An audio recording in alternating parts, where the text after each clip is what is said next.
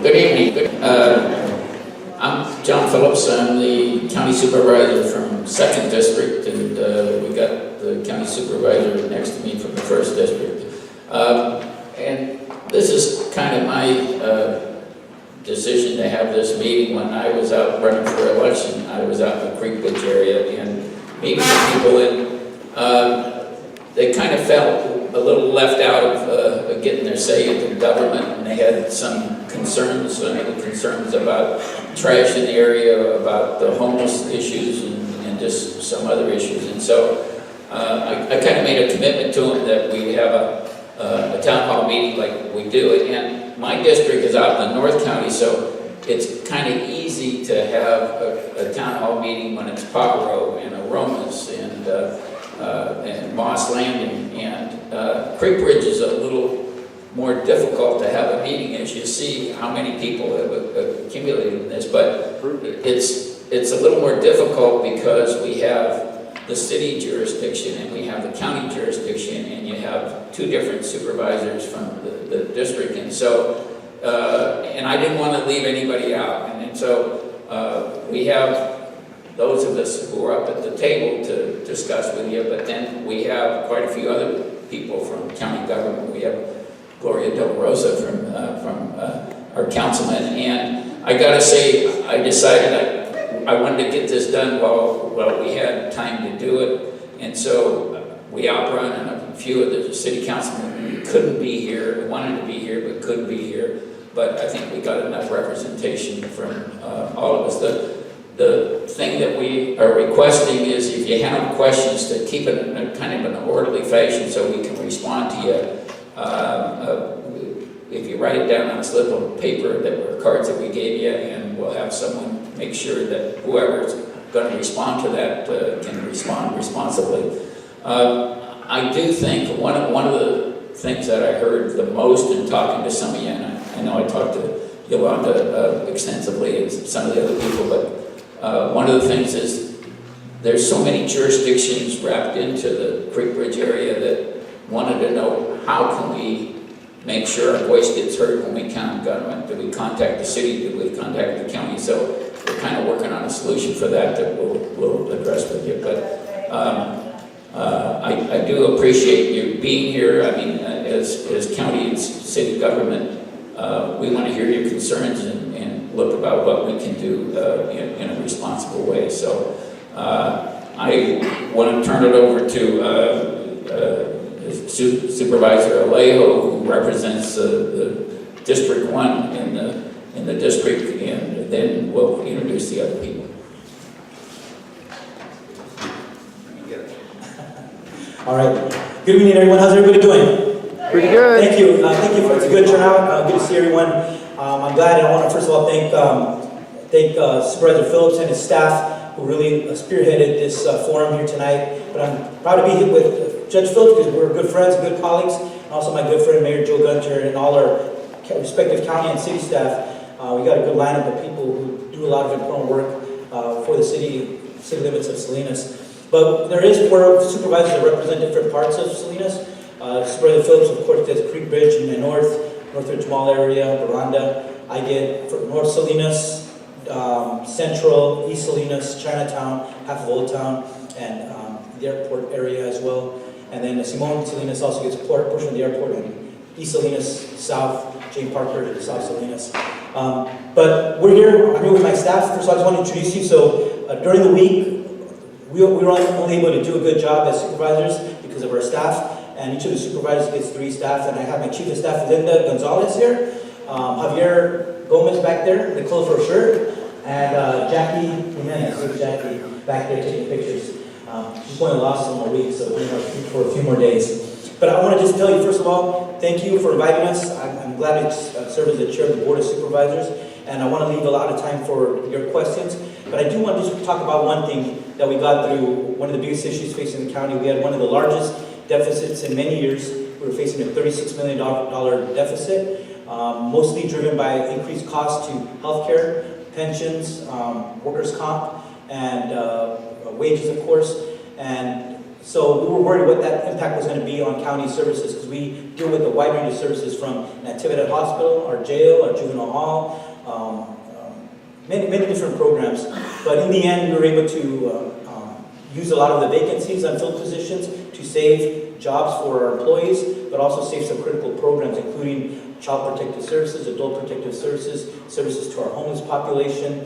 And at the same time, we have some big capital projects going on, such as the new jail facility that's being built, that should be done by next year, a new juvenile hall, our new county building at the Schilling Place, and the new, the remodeled east and west building, which will be additional courtrooms and our new offices for our district attorney when it gets completed in a few months. So we're really excited about the real important capital projects that are all happening at one time for our county. But I want to thank you for allowing me to be here, and I'll pass it on to the mayor. He made me look back because I didn't introduce my staff, so yeah, he always does that. He always upstages me. So Monica and Claudia are here too. But when you get my age, you can have these moments. And I do want to say that the positive thing I think that we bring tonight, especially in dealing with the homeless issue, I think the city and the county are working together on this approach better than we ever have before. And I like to think that those of here at the table have been partially responsible for that, but I really do think it's really easy for the county to say, well, the homeless population, that's the city's problem, and the city to say, well, that's really social services and the county problem, but it's all of our situations to deal with. A lot of that has to do with the mayor, Joe Gunter. He was a cop and I was the DA. We started working together in 1971, been working together since he's the mayor and since I'm on the board. So next speaker will be the mayor of Salinas. That should scare the devil out of me. He gave me the microphone, now I can tell you what he hasn't done. No, so you also know, we're the largest city and we have 4 supervisors that represent us. They divided the city up, which is kind of a disadvantage for us because that means I have to go to 4 different ones depending upon where the area of problem is. The homeless issue, and we've talked about this, we've worked on the creek down there by Constitution. Part of that property at the time was the county's. There's since been an agreement with the soccer fields. We've taken over part of that with a nonprofit that's going to develop that area. And we're working on an additional warming shelter for the future to get them off the street into some transitional housing. As you know, we're building a 90-unit complex down on Salinas Street where they'll have apartments, so we can start getting these folks off the street and getting them the services that are required. And if we do that, they get out of your neighborhoods. And that's really the goal that has to be reached. So you know, in the city, and I have my public works directors here, I don't have a staff. I'm on my own. I have department heads that have showed up tonight. The chief, Don Reynolds, our public works director, Lorenzo Sanchez is in charge of our code enforcement. We have both assistant chiefs here. So this is an all-out team effort. And of course, Councilwoman Rosa, who doesn't have that area, but is close by and also takes care of all the Chinatown area where we have a large population. We're aware of the problem. We've been trying to address it. We're working very diligently, trying to get these folks off the street so there's less problems. And the sooner we can do that, the better for you. One of the things that always comes up, and I'll answer this question now, we have a list coming out of when we're going to start paving roads, and we know what the complaint's going to be. You block my street. We can't wait. We look forward to that. So we have a lot ahead of us in the future. We're aware that there's a problem with the Constitution at the shopping center. The chief will talk about what law enforcement's doing and what direction we're taking with that. So rather than me chat on, I understand I'm going to go to Enrique. Is up next? Or John? No, I think Commander Willis is up next.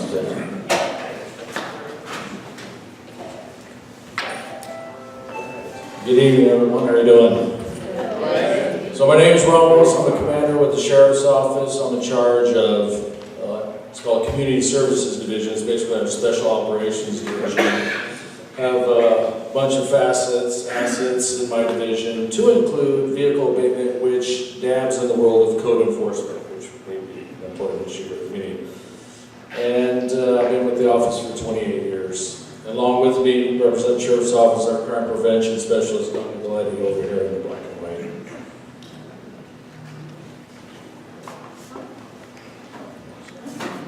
You're up, Chief.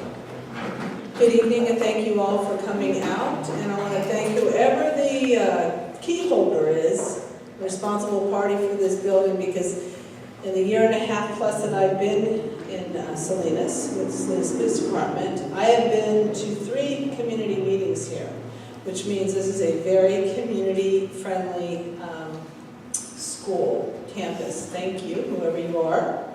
And I'm here to listen. But with, we already mentioned the assistant chiefs. I think it's important that I point out who they are specifically. Roberto Felice is standing dead center in the room. Hi there. And he is the person you complain to if your case is going nowhere, because he's in charge of investigations. Or you can just go right around and complain to me, and then you know how that goes. My assistant chief, Manny Martinez, he is over operations, so that's patrol. But the 3 of us work together every single day. So I'm here to listen. Thank you. Thank you, Chief. Next up is Neville Pereira, who's the Chief of Building Services. Thank you, John. Neville Pereira, again, Chief of Building Services. I also happen to be the interim Deputy Director for RMA for Public Works, Parks, and Facilities. I have some staff here as well. Enrique Saavedra, who's the Chief of Public Works and Facilities, as well as Jonathan Pasqua, who's a Senior Civil Engineering. We're all essentially part of Public Works for the county. A lot of the problems around Creekbridge and around the creek itself is on county property, regardless of the fact that we lease it out to the city for the soccer fields and part of the parks as well. At the end of the day, because it's our property, we'll be responsible for the cleanup. So, as you're going to hear today, enforcement, we're going to decide where that lies. But at the end of the day, because it's our property, essentially we'll be cleaning up some of the encampments once we resolve the issues. So I'm here to listen to. Thank you for being Yeah. City Public Works, Don Reynolds. Thank you, Supervisor. Thank you. A couple things.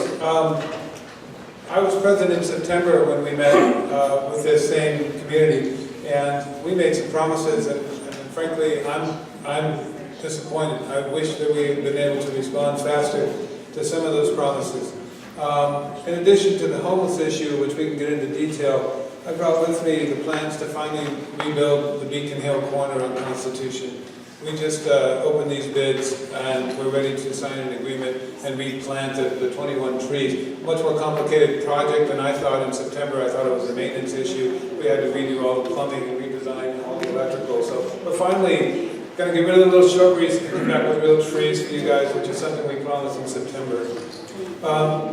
Another thing that I wanted to talk about was the progress we're making on our Laurel extension here, that we are continuing to design that, and it's a very exciting way to help pedestrians get from all the way from Sanborn to the soccer fields. We just completed the new signal at St. Edwards to facilitate that, so we're moving forward and better connecting the soccer fields and of course the Trinidad Hospital and the Safeway Shopping Center, which is Sanborn and other neighborhoods. So that's a project that is moving forward that I know Gloria championed. So we're working on that one. On the homeless issues, on Gabilan Creek, you know, I was around in 2012, 2014 when we would work closely with the sheriff and Phil Higginbotham, and he actually cited the city because there were homeless camps below the Creekbridge golf course. And so we had to go in with Phil, with the county, working in partnership. And so that's what I anticipated to happen last September. And we've just hit a bunch of hiccups. And then as the mayor talked about the city's lease of these fields north of us. Today and last week we were out actually mowing the weeds on the fields north of the soccer fields as if it were our property because we want it to look good. We want it to look good when our community gets there. We've been out. I know the county was successful earlier this year in having the Coalition of Homeless Service Providers talk to the people living in dug out boroughs. We had fires there Friday. We've had fires on a monthly basis. So it's just costing us a lot more than just homeless services. We're having to deploy our public safety crews there on a regular basis. So to eradicate that, we have posted a cleanup for August 20th, and I'm happy to work with the county on that. But unfortunately, due to the rodeo and other things, we've had to wait until August 20th to get that going. So that's the status as I know it. And Lorenzo Sanchez is here from our code enforcement. And just introduce yourself.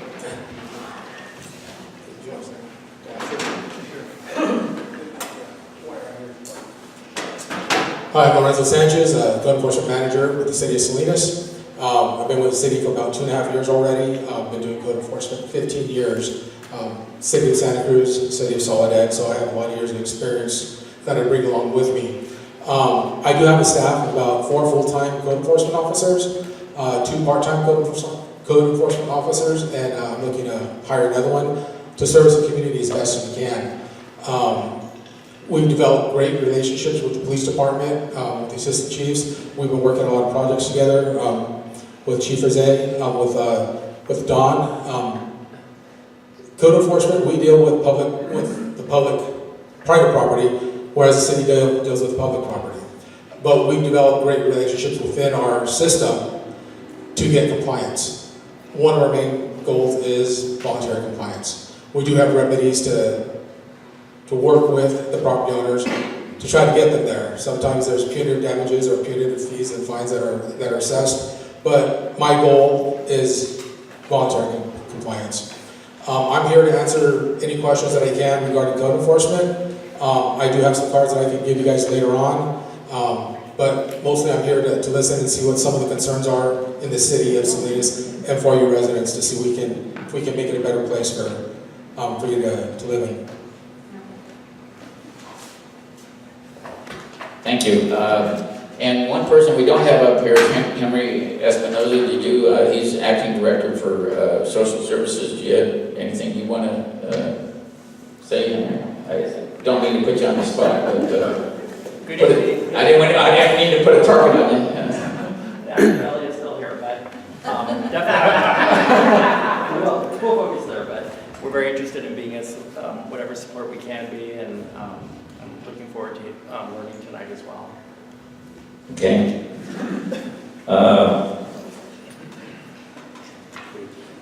Okay, is this, okay. First question, why were the homeless moved from Chinatown? What is the city planning about moving the homeless from behind Safeway? Do the cops spend their time going through Creekbridge? Many homeless people are going through the trash and stealing things from people's property. You want that, Mayor? Oh, that sounds like a fun one. We haven't moved the homeless from Chinatown to Creekbridge. That has never been the goal of any cleanups. All of the cleanups have been to clean the area up that's a total mess in Chinatown. We're aware that they're going through garbage cans, and it is not just in Creekbridge. They do it in every neighborhood in the community. Some of them actually have vans, and they load up all your recyclables, and they make a living off of what we throw into the garbage or your confidential papers. Our goal is eventually to build a shelter where we can move them off the street and get them into transitional housing and get them away from the neighborhoods so we can get them with the social services. I'm glad they're here tonight, with the mental health issues that are involved. Some of these folks have mental health issues, drug addiction, alcohol addiction, and it's a full board of what can be wrong with America. And it's not just in Salinas, and it's not just in Creekbridge, it's everywhere. I think the chief's been assigning officers. I happened to be in Creekbridge the other day, and yes, the officers are driving through there. They're working on gathering up the people that need gathering down there in the gullies, and they are starting to arrest the people that need arrested. The next question is, and this kind of brings up why we're here. It's so difficult to get a meeting room out on the north side any way that you can dedicate a meeting room by the hospital? Any plans of developing a parking area for people other than management? We're working on that because I know we sought to get a meeting room out that way, and we couldn't, and especially with schools being out. And it was mentioned earlier that we had a connection here, and this place was the easiest one to make sure we had enough room for everybody. But that's something that my staff and I have heard the thing that we'd like to have a meeting place where we can get together in the actual Creekbridge area. So we'll work on that. Next question: when are you really going to get serious about cracking down on crimes going on in Salinas and Monterey County? I don't know exactly the answer to that, but from my feeling, I think, frankly, both our agencies are doing a pretty good job of trying to do that, but I'll maybe turn that to the chief.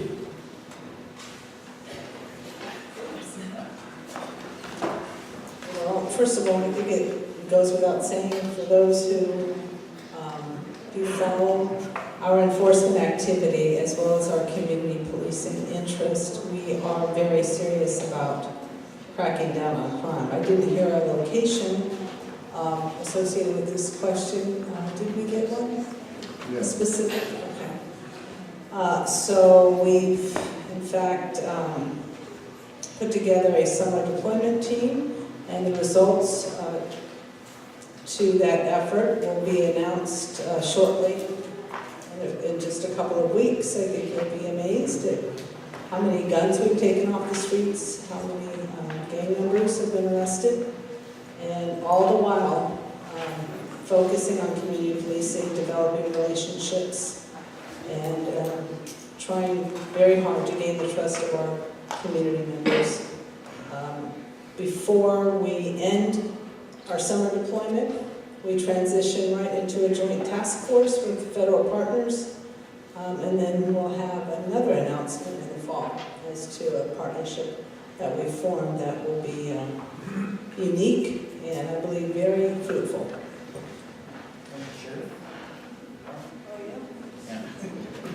Sorry, they did say county as well.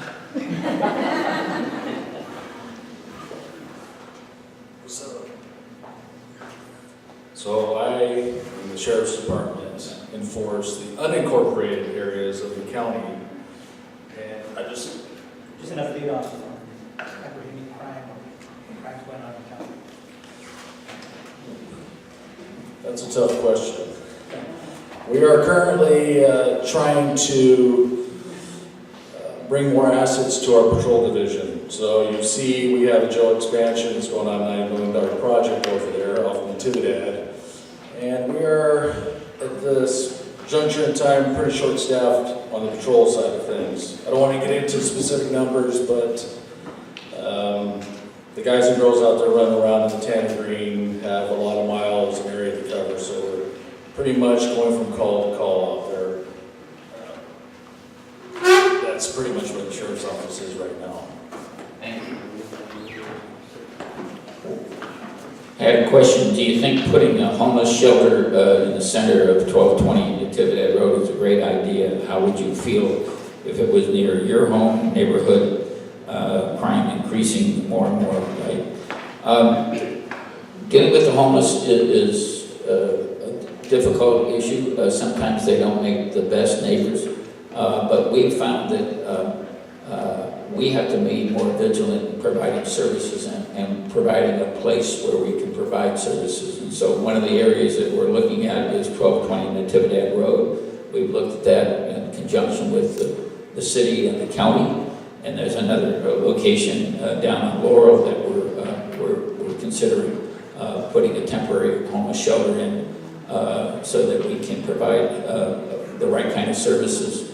It has some advantages. It's near the sheriff's department, it's near the hospital, it's near social services, and it's near the health department. So those are two areas we're looking amongst a lot of other areas. And anything I think that we're doing is in conjunction with the city and the county working together. Did you have anything? Well, on this question, which is, as everyone knows, it's a challenging one, and every city and county across California are dealing with it. In places places like Los Angeles, in the area they call Skid Row, we got 30,000 homeless residents living on the street. So, as a newer county supervisor, I always try to approach policy and how we serve the community with compassion and care. My father was a minister for most of his life. He's retired now. But every time we pray, we'd always pray for those less fortunate, those who are homeless. And I grew up with those kind of values. So when we opened this temporary shelter, which is now only 2 blocks from Main Street, right across Councilmember Jimmy Panetta's office, they're literally right across the street, across the Steinbeck Post Office. It's near the court. We wanted to do it and show the community that we could run a shelter but do it right. So we made sure that in that agreement with Community Housing Solutions, we also had 24-hour security. We had a little gated gate around it, so when the public passes by on West Alisal, it's not visible. When people start lining up or they got their bikes tied up with their locks outside the shelter. Since we opened that shelter, we haven't had any complaints to the county. We haven't had any crimes happen there. We haven't seen loitering. We haven't seen an accumulation of belongings. But what we have seen is it's full. Right now it's almost at capacity, almost 80 people. For a while it was about 20, 22 children staying there, most from the ages of about 8 to 13 years old, mostly young girls. Recently even some infants, little babies. So when sweet people try to say, well, it's summer, do we need a shelter? I said, well, this ain't the Central Valley, it's not Fresno. At night, regularly here, it can be 48 degrees, 50 degree temperatures, very cold. So for me, that showed that if we run it right, with the right security, with the right monitoring, the right staff, that it can be done successfully. And I hope that when we try to find another location, that we have a same commitment to run it right, address any community concerns right away if they arise. We try to be responsive to that. But so far, this current site is working well. There's different points of view, of course, whether it should remain there, but we're also looking to find a temporary location while we build a permanent one. And with some new state funding that is coming, the state legislature approved $500 million that's going to be released very quickly to cities and counties. I think so Monterey County and all those cities, and including San Benito, we're going to be eligible for $13 million come the end of January. So now as local government, we're not just talking about ideas. What can we do better? Now the state is giving us some resources to say, here's some resources, some money, let's do it right, and let's learn from the model examples from other communities. In this temporary shelter, city and county staff, we didn't just try to make things up. We went to the Navigation Center in San Francisco. Me and Supervisor Phillips staff, I went to Poverello House in Fresno. More recently, there was a new permanent shelter built by San Benito County, who had no homeless services, and they got one up very quickly, and it's running very well as also. So we try to learn from other communities. What are the best lessons? What are you doing right? Let's shape those to make it work for Salinas as well. It was mentioned, the purpose of the homeless shelter is to get those people out of the streets and out of the creek area. And so it has a real beneficial effect. And as Supervisor Alejo mentioned, we're set to get close to $13 million from the state to move forward and start really making an impact on the homeless issues. The next question, I think, kind of went down to public works. This is two-part. I'll let the chief address the second part about racing. The question was, when will we see an overlay or slurry on Veranda Street? That's a great question, and the timing is excellent. We're the first city to bond Measure X, and within the last few weeks, we took our $3 to $4 million a year and turned it into $35, $38 million that we have to move forward with. We have a list of about 20 projects on that, and in that list is a specific slurry seal CIP, capital improvement project. So we're out to bid right now, looking for contractors to do slurry seal projects for us. So I'm telling you that we have the design and we have the money to move forward. Veranda is on that list, so is Circle Drive, Gloria, and a few other favorites. So we're on the cusp of hitting the ground with our slurry seals at a rapid pace now, thanks to Measure X and thanks to the community support for that. And then, Chief, the second question is about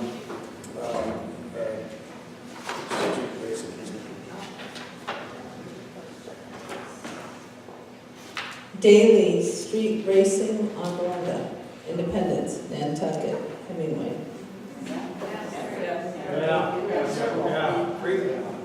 Even at 1 to 2 p.m. No, PM as well. PM as well. Making Nights the as well, donuts. Nantucket. Yeah, Nantucket and So we are aware of the street racing problem, and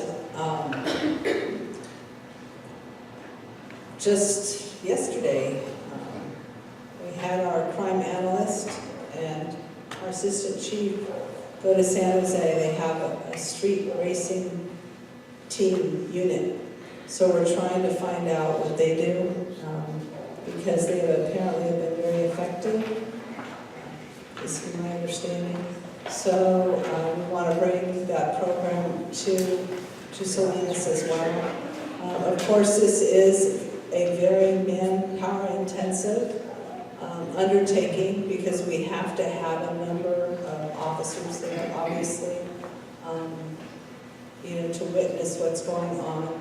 And what we're finding, of course, is that we get a schedule down and then they adjust accordingly. So I know you've been very patient. We do know the problem exists, and we are very concerned about it, because someone can get hurt or killed. And we're going to keep trying to deploy our resources out there, including, we have recently identified a couple of officers that are going to work above and beyond patrol and beyond motors, because they're already certified as motorcycle officers.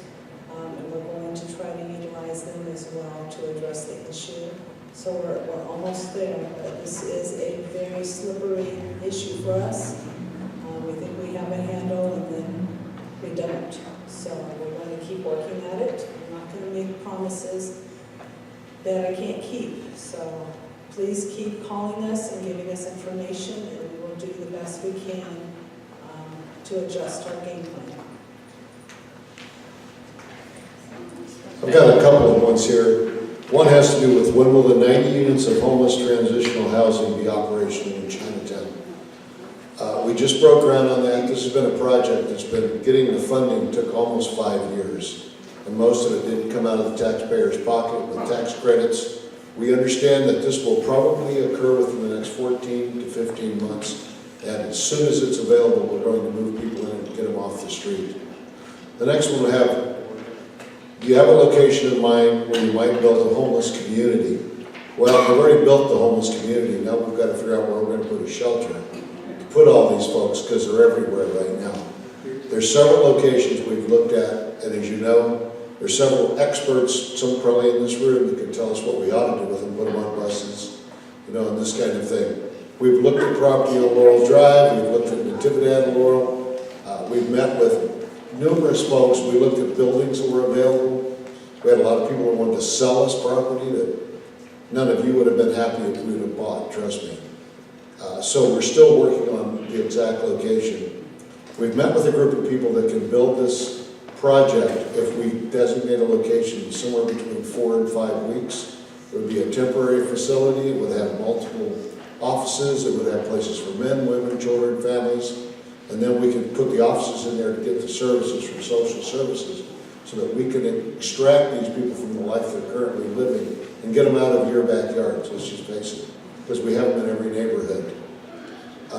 And then they wanted to know about the building of 500 new high-end apartments in Old Town with no parking. It says, if you thought what this may not be desirable and will turn into low income or Section 8, how will this affect revitalization? First of all, this is going to be a long-term project. We're going to be lucky if we can get 100 of those units in the next 2 years. We have parking available downtown. The largest portion of our downtown currently is parking lots, which is not a real desirable effect for an economy, or if you build a store, if you want people to come. Most places in big cities you have to walk, you have to ride the bus, and that's eventually what the Old Town merchants would like to have. So we think that some of these units, the old Rabobank building has been bought by an individual. They're going to put apartments in there. Rabobank's moving in next door. for their banking facility, and their offices are going to move down the road. We're waiting to see the plans. I was assured when this was voted on that within weeks they would be in. So right now I'm looking at 6 weeks and no plans have arrived. So I'm not real wound up about when this is going to occur. So we're waiting to see when they will deliver this project. Next one, it's more to the chief, I think, but traffic speeding on Newport Court. I have videos from cameras. It's really a hazard. If you got those, get those to the police department, and I think probably you can give them your non-emergency number. Wrap this around my neck. If you've caught speeders on video, so we can't issue tickets on that. Okay, the law prohibits that type of enforcement through those means. But if you're suggesting that this is a regular problem with this particular vehicle or driver, then yes, please give us the video. I'm going to leave a stack of cards here. You could send it to email or call my office. I also wanted to, that's a heavy, question that the mayor just read about homelessness. First, I'm going to say something that is not popular, but I want to remind everyone, homelessness is not a crime. When I go to International Association of Chiefs of Police Conference, when I go to the California Police Chief State Conference, when I go to regional meetings, when I go to training abroad, wherever I go, homelessness, it is a worldwide, and in particular a United States, nationwide problem. So it is, we could lock the doors and spend the rest of the week just talking about homelessness. So we can't make people move. We can't tell them, no, you have to live in this place. So we have to work with people. We have to find what appeals to them. They need to be assessed. They all have different things going on. I know I sound extremely mushy probably to many of you, but that is the reality of what I have learned in my 25 years, working in policing.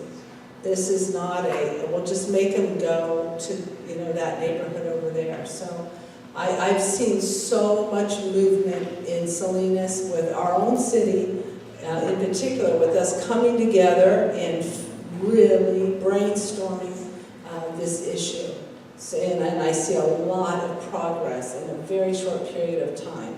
So if you pay close attention, you'll see that I mentioned to someone first thing tonight is, baby steps, they count.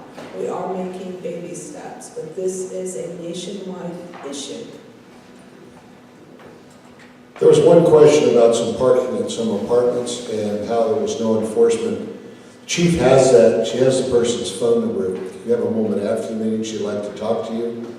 And I'm going to hit real quick on parking. We have a company that we've hired that is doing our parking downtown, and we contracted it out, and the parking tickets are being issued at about twice the rate of what we used to do when we had our own employees doing it, and that's all this company does.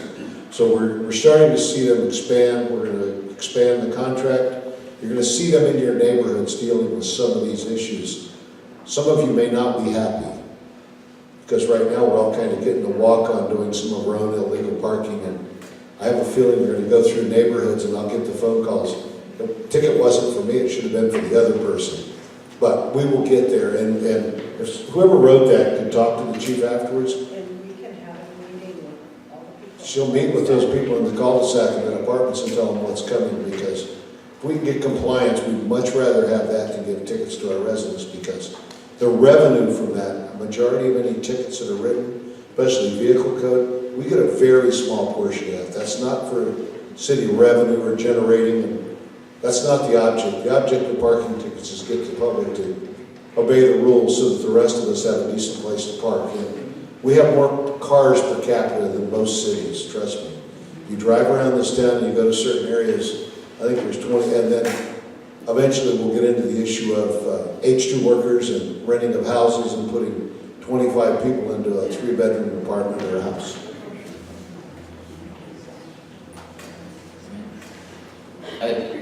I just want to reemphasize, I appreciate the chief, her comments, because that is, homeless is an issue here, it's an issue on the peninsula, it's in Washington DC, it's in Seattle, it's in San Jose, any place you go. And we see more of it. And some of the problem is the lack of affordable housing, and it's one of the top priorities of our county and the state, is that we really do something about affordable housing and trying to make smaller houses that are affordable to the people.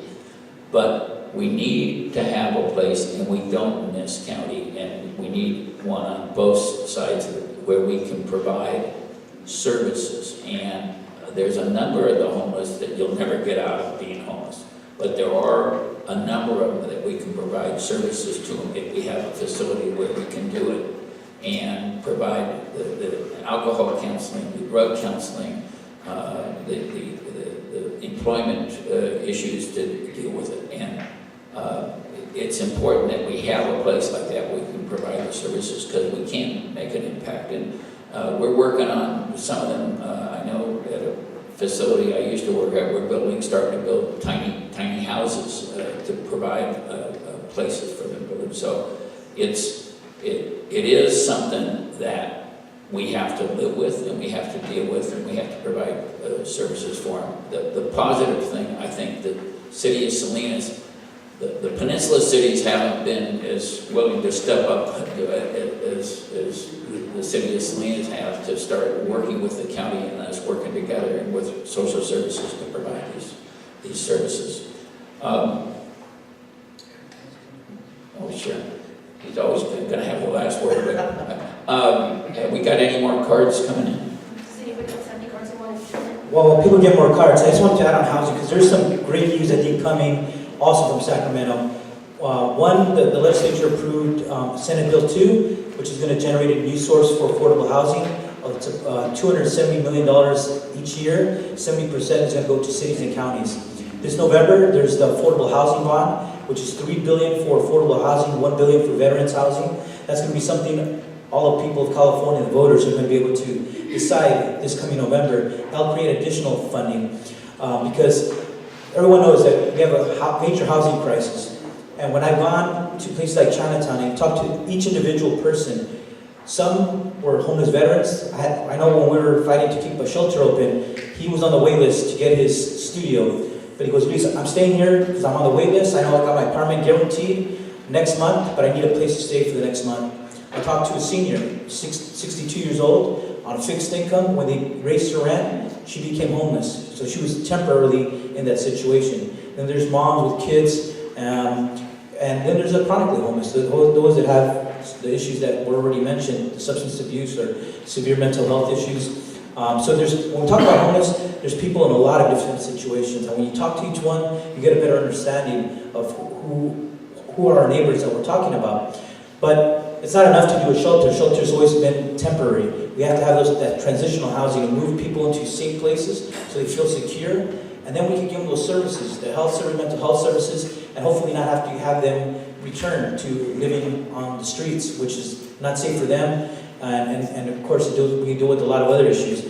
But those counties who have done it right, the counties have invested in buying transitional housing, so that when you have people at these navigation centers or shelters, when they say, let's get them out of the shelters and put them into transitional housing, our county needs to do more of that. So I hope that Monterey County, with those new dollars that will come, we can build some of those transitional housing. So then we're showing the community, we're moving people out. The Chinatown project is a milestone because it's the first 90 units I think the community could say. Here we had a vacant lot. It took a while, unfortunately, just the government moved slow, unfortunately, but those would be 90 units where those folks who are chronically homeless could be moved.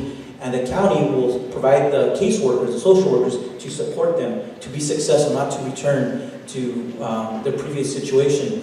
This, in our budget, we also maintain out of our discretionary money whole person care.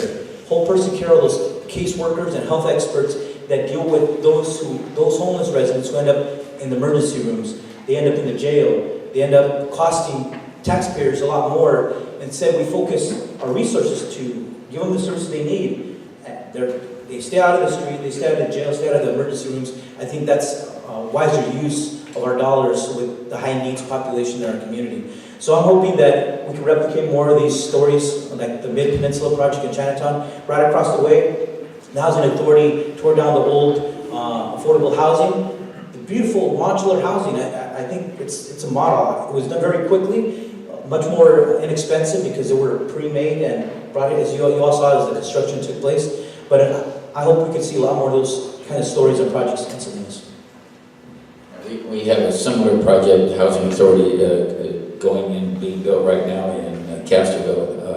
And I gotta say, we have the homeless problem in Castroville, and we have it now in Manzanita Park, across from the Primdale Shopping Center. So the homeless, it isn't just in that one area or just downtown, it's permeating all of our county. But did you want to deal with that one? My next question or comment, traffic is really bad, and it's not just young people, but everyone is running stop signs and lights. Will there be any traffic cameras coming to Salinas soon? So first I want to say yes, I agree. Traffic behavior, drivers' behavior, I admit is very bad. I mean, I can't go down the street without seeing someone on their cell phone or driving too fast. I used to tell people to work, if I stopped every car from my home to the police station on a kiddo, I would never make it to work. I mean, there have been that many violations, and a lot of that is a lack of enforcement. That is much of it. We're not doing a lot of traffic enforcement these past couple of years, and I think everyone figured that out. And so, cops aren't looking. Okay, so we are trying to change that, and we're encouraging our officers to integrate traffic into their daily routine, traffic stops.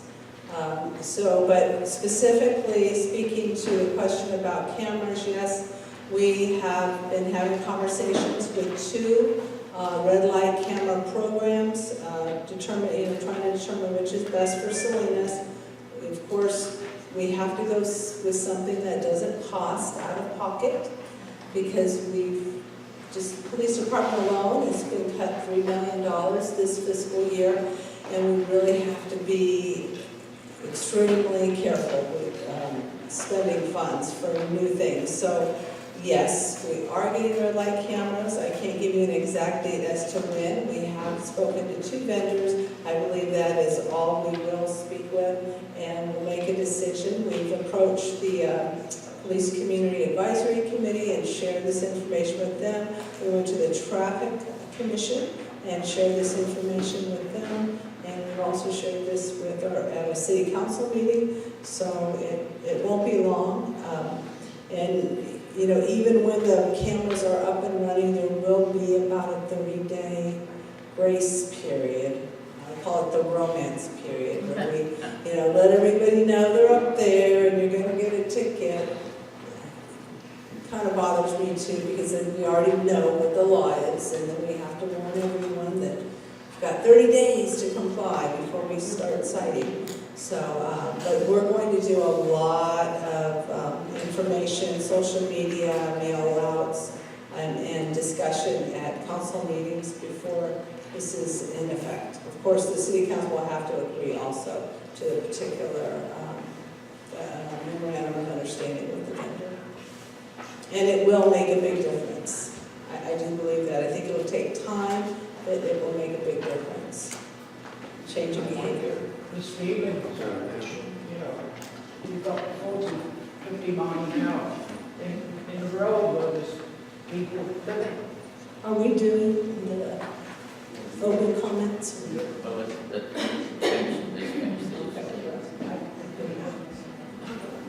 We're going to get to open comment in just a minute, open questions. We get through the ones that people wrote. Do you have that one?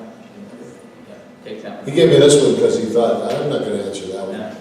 This has to do with cottages at Miramonte and services, and they don't have a homeowners association. Yes, you're under the city. It depends upon what law violators are. Yes, there's a violation if they're out there doing donuts, and yes, we should be addressing that, and we will make a note. The chief will have this one to take along, and she will be sending her favorite guys out there in their nice new black and white cars that we got coming, so they'll be just thrilled to meet the citizens.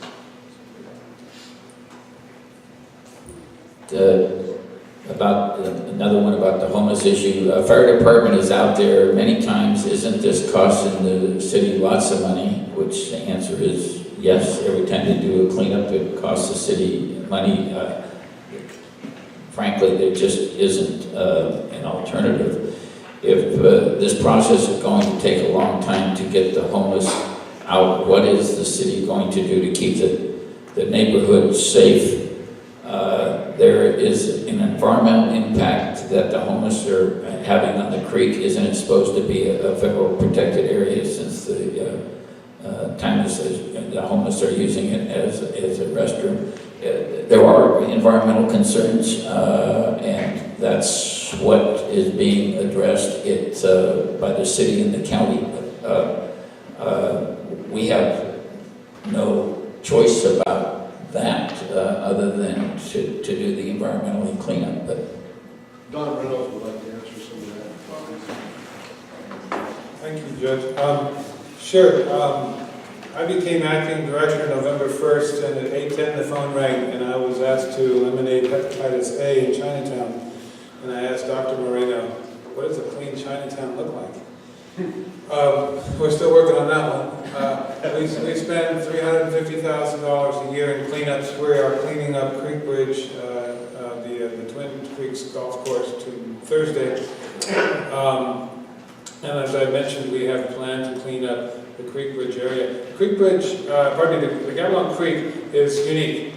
This is a community of 30 or 40 campers who have burrowed into the levee and established what we call our program the Marginally Housing Response Team, because this is actually a form of marginal housing.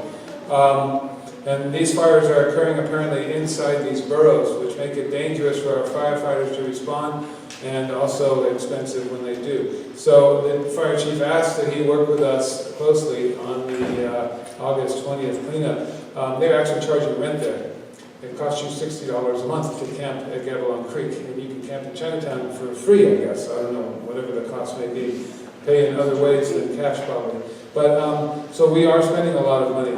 The average cleanup in Chinatown is about 10 tons. So we're collecting over 100 tons of debris that is not going to the marine sanctuary. So we have a water quality permit, a National Pollution Discharge Elimination System permit that we have to follow, and we monitor the fecal coliform in the runoff every time it rains. And we are making progress, but we haven't found the exact solution. Ultimately, as our community development director reminds us, is housing. So. Open the bathrooms. thank you. And I did want to say, for any of you that are concerned about who to call, I know the chief is going to make sure everybody has a card for the non-emergency call for the police department if you have a concern about an issue. We'll have the sheriff's cards here. And I got to say, if you can't find anybody else to call to report it, then call one of our offices. And we get, how many calls a day do we get, Claudia? 20, and they go up considerably a lot of times. And so we can always make sure, if most of this is in the city's jurisdiction, but if it's in my district and you have a problem, we can make sure that we get the call to the right person. And so you feel that you've the right county government has responded to you. I'm okay to give out your number. I'll put his number on all my cards. What's that? Oh, the number for the non-emergency number for the police department, 758-7321. 758-7321. I think some of these folks have it. Yeah, Use it regularly. If you happen to be calling problem, that's fine, call us and we'll reroute the issue and make sure that you get over to the county. Okay, we're out of cards. Were there some other people that didn't get, yes, sir? I have a question, is it all right? Sure, go ahead. I didn't give you a card, but I have a couple of items. Unregistered vehicles driving around the street that are more than a year out of registration. I've seen a lot of them here in Salinas. Cars that are stored on the street in front of people's homes with tarps over the top of them. Vehicles that are stored in driveways with tarps of them unregistered. RVs that are on people's properties that I understand, according to the CC&R rules, RVs and any type of vehicle is not allowed to be stored on private property. I'd like to know if that's still in effect.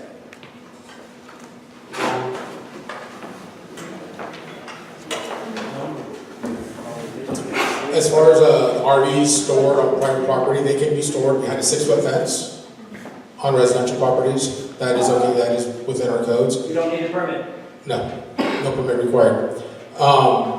Inoperable vehicles, such as unregistered vehicles, one of the things that we look at is if there's anything more than that. Is there flat tires? Is it missing? Is it dismantled? Is it missing an engine, missing parts, missing pieces? I want to go after something more tangible than just an unregistered vehicle. But if it's dismantled, it's in a way that it's an eyesore, definitely code enforcement will deal with that on private property. Okay. Anything that's on the street, unregistered over 6 months, that can be towed, but that's going to be either the police department or our private company, which is Serco, that will cite the vehicles. But they are definitely citable. The thing is, we have to know where they're at. Once we have an address, we can go out, investigate, and do the necessary steps needed to get into compliance. Okay, good, thank you. And I have all these cards here as well. Yes, please.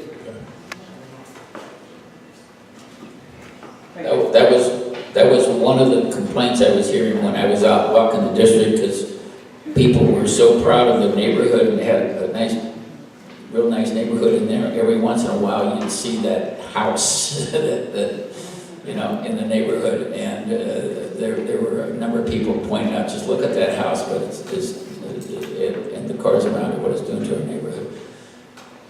So I just want to make a comment. Go ahead, You Gloria. know our Salinas Connect app that you can use, and I don't know if you bought the cards.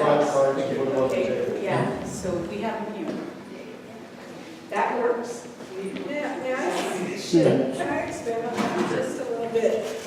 Thank you, Councilmember Rosa, and I also want to mention that Councilmember Kimberly Craig is here now, and about Salinas Connect. So what's different about that than just talking about the issue or calling it in or mentioning it here is that Salinas Connect is a tracking system. So you report the issue that you have, and we manually input it, or you use an app to send it, and it gets tracked, and the clock starts ticking. If one of my members of the police department do not take action within a certain period of time, I believe it's 72 hours, the action isn't taken, then their boss gets notified. And if the boss does nothing, so you see where that is going. This is a relatively new system. So far it's been very effective for us. I'm not saying it's perfect. We're still working on a few kinks. Typically though, it's human error and it's on our part.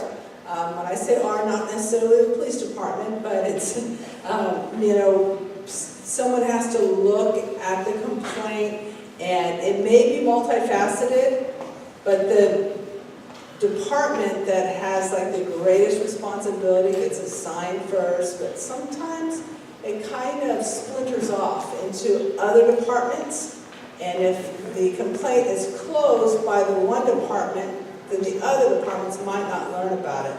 We're working on that. That has been just a rare, exception to this program, but it has been working very, very well. We attend regular meetings within the city to receive our training and our follow-up, and our city manager, Ray Corpus, is on us about this. So try the system if you haven't yet.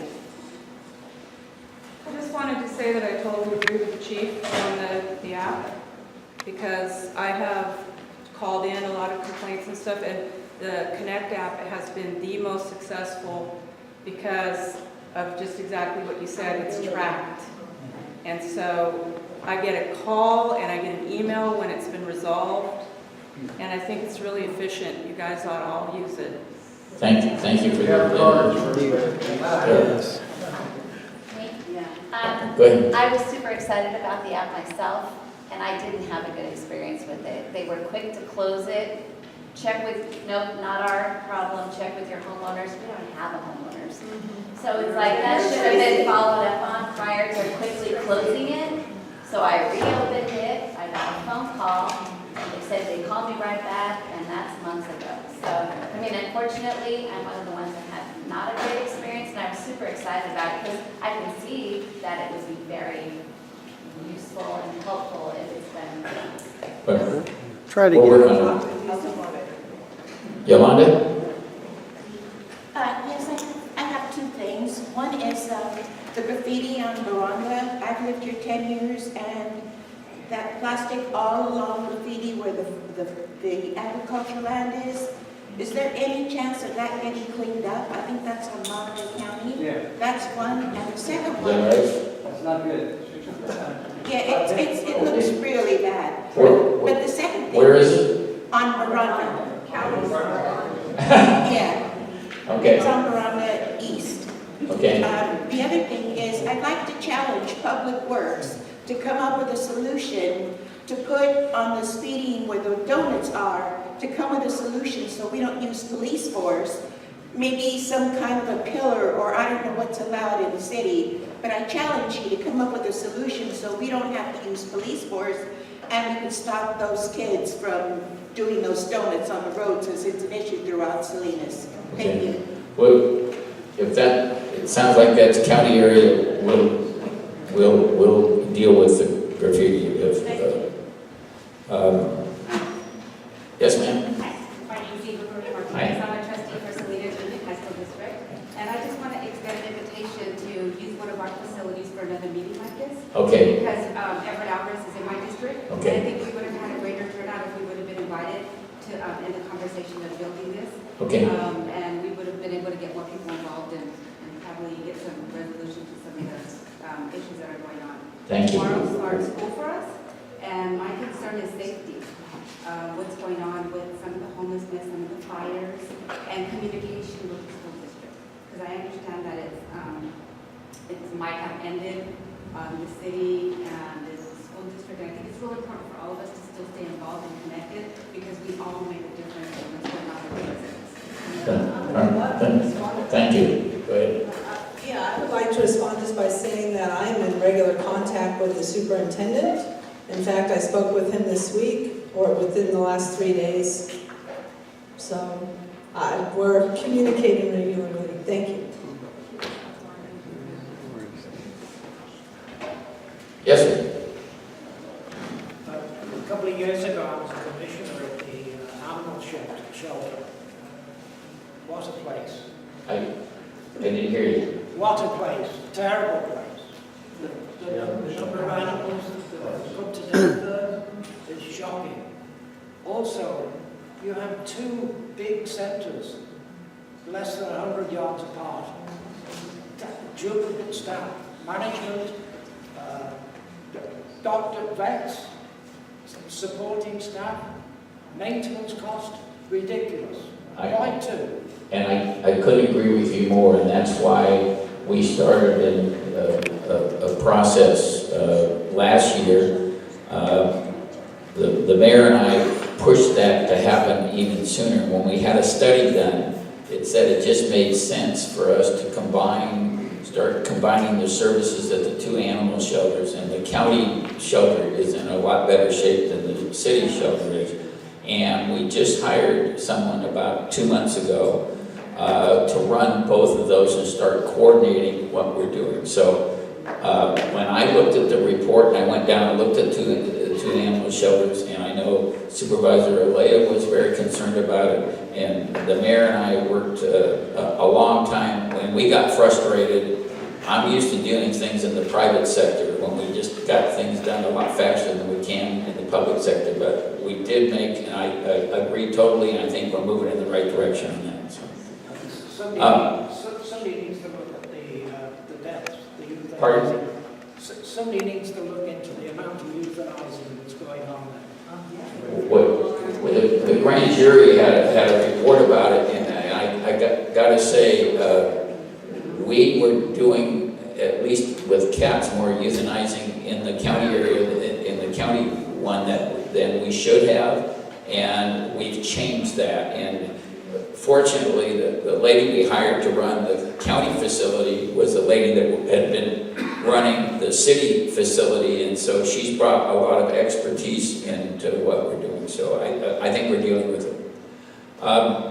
With that, any concluding? Go ahead, sir. Yeah, one on parking, on the streets of Salinas. There seems like to be double standards going on in East Salinas. You got trucks, produce trucks, parked 7/24, 5 years straight in the same place, for example, and there's all kinds of illegal parking going on around Salinas. But East Salinas, you go down to Alisal by the Payless Shoe Store and Goodwill, and you got a produce truck that's there 7/24, and the city council member and the police don't do a darn thing about it. That's just one example, I'm going to say. How can a produce trucks on the main street of East Salinas stay there 7/24 year after year or month after month? All right. Well, thank you for your comment.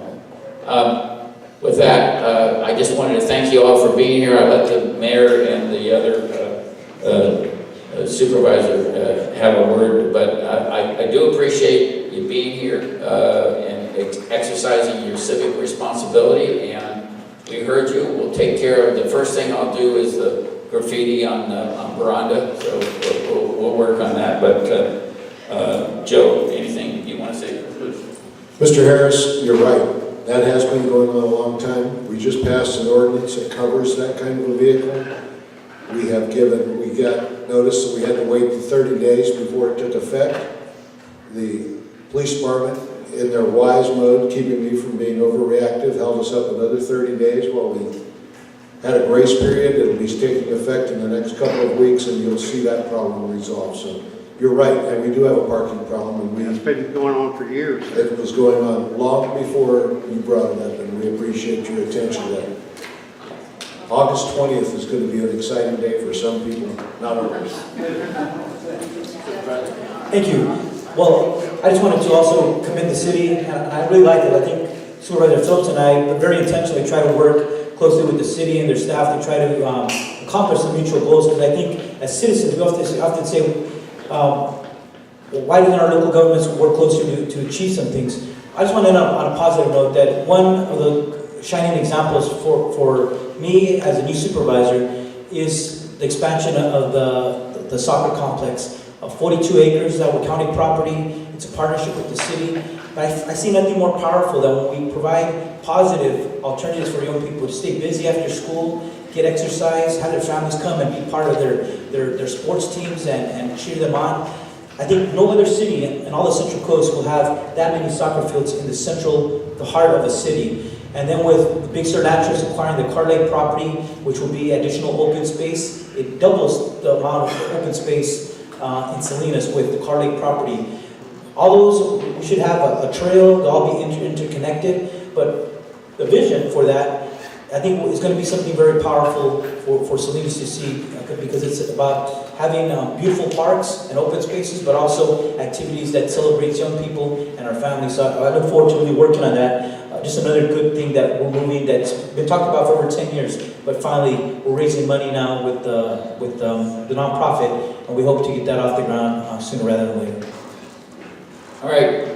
Good night. Thank you.